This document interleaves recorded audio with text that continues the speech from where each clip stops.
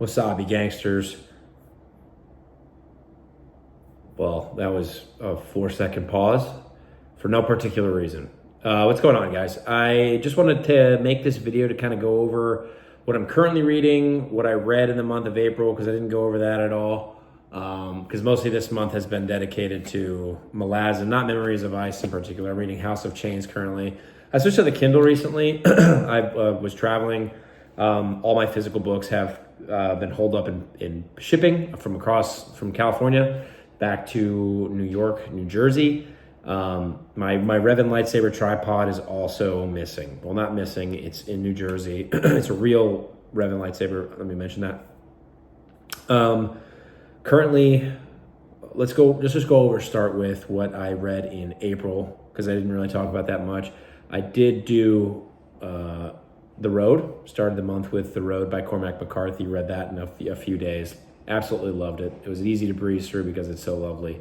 And then I listened to the Red Rising saga, not the first book, but I listened to Golden Sun and Morning Star. I'm currently listening to Iron Gold this month, which has been kind of much more slow moving. I am listening to The Heroes as well by Joe Abercrombie. But I like the Red Rising saga. I just got sci-fi'd out, I think, last month. And I did it to myself. You know, I love sci-fi, so I tore through Kingdoms of Death. I tore through Ashes of Man in April. And it might be an unpopular opinion. I know you're supposed to review them as one book, which would probably be my favorite in the series. But if I have to split them up, Ashes of Man is absolutely top-notch to me. Currently it is Malazan. I'm thinking about just binging through. This House of Change has been pretty slow moving in terms of my ability to read it. I think overall, like, I'm understanding the book as a whole more. I'm putting pieces together and kind of getting a rhythm of how Steven Erikson likes to write, how he gets his narrative through to the reader, which has been an experience trying to understand. Definitely in the first two books, and I think the third one I caught.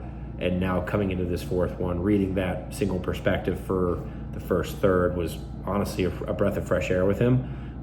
But overall, his prose are just so beautiful. And so there are little things that just hit you, little quotes that just come out of nowhere and just strike you. So Malazan really does it for me. And I love it. I want to just breeze through it. It's my first read through. I keep while reading these books in the middle of House of Change right now, probably about 2/3 of the way through.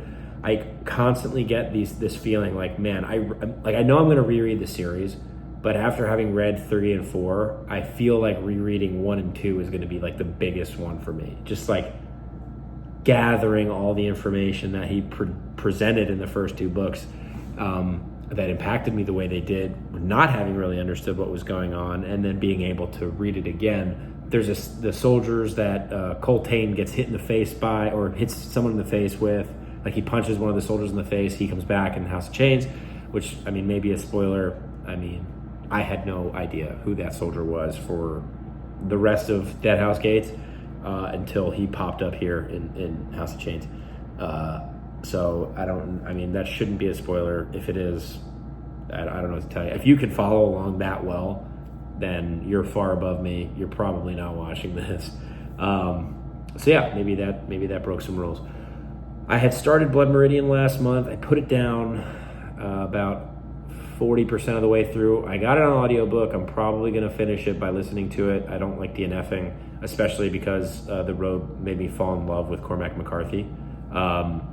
Just like his writing style and its uniqueness. Currently Malazan, reading The Stand by Stephen King. I'm about 10% of the way through that. I just got done with a Franny chapter. If you've read The Stand, I'm sure you know, but like this one just was so enthralling, this chapter, talking about Franny and her relationship with her mother and her father.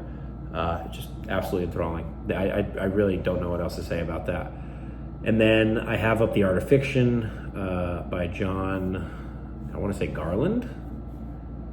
Gardner as well. I've gotten more intrigued into touching the 11th cycle and reading some self-pub fantasy because I think that's the route I'm going to end up going.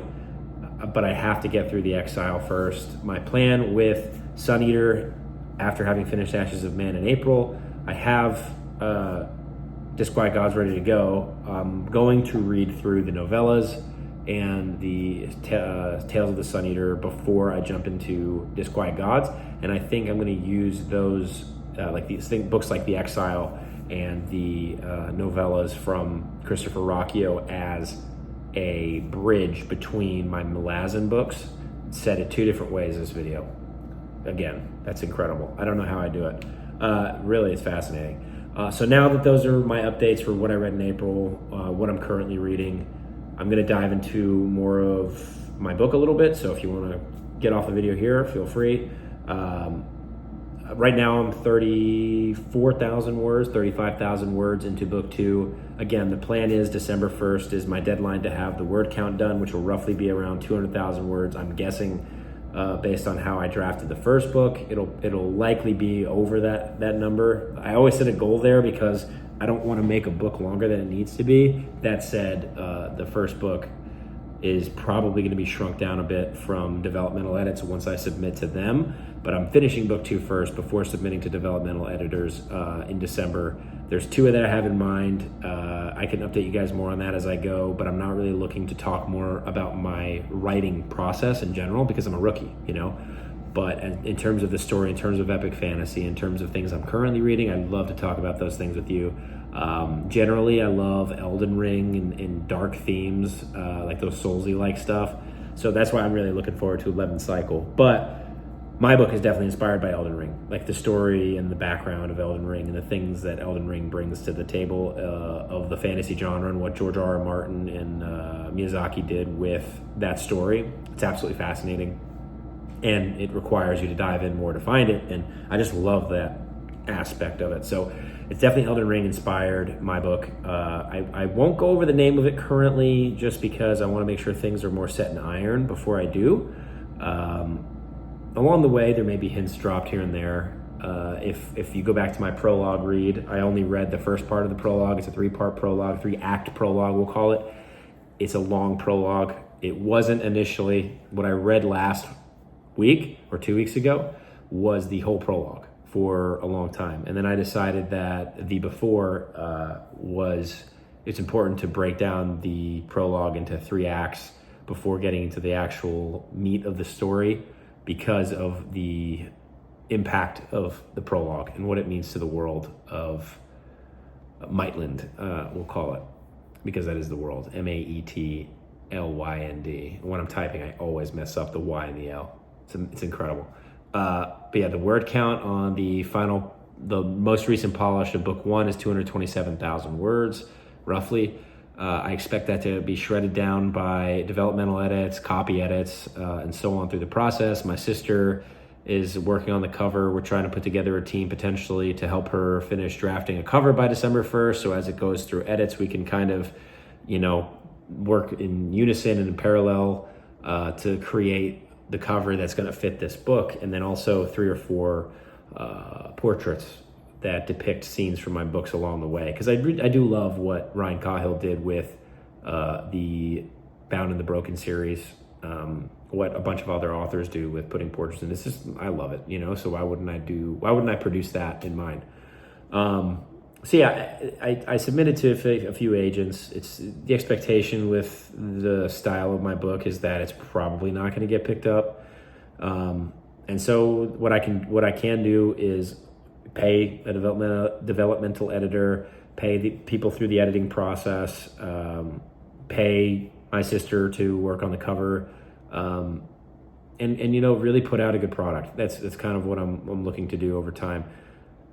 So thank you guys for watching. If you have any questions about my current book, I am looking for people to alpha read once it gets through developmental edits and things of that nature. So if you want to get on I could probably start putting together a small list for that.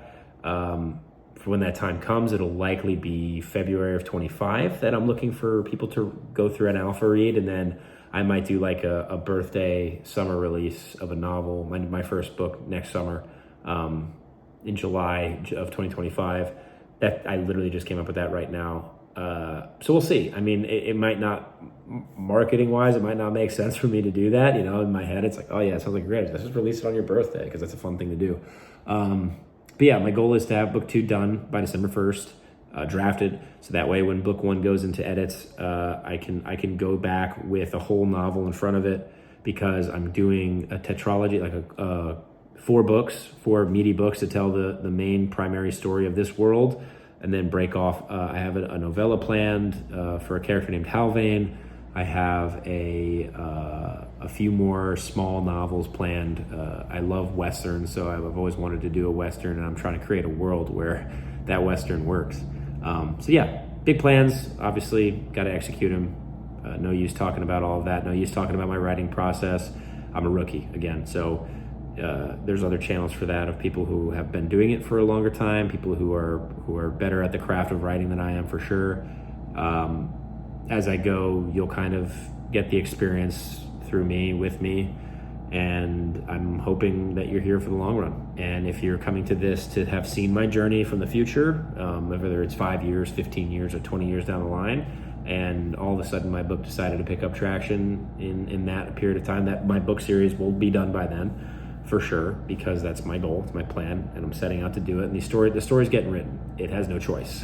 It pours out of me day to day. So I work on an average pace of about 1,000 words a day, and it's one of those things where not every day is perfect,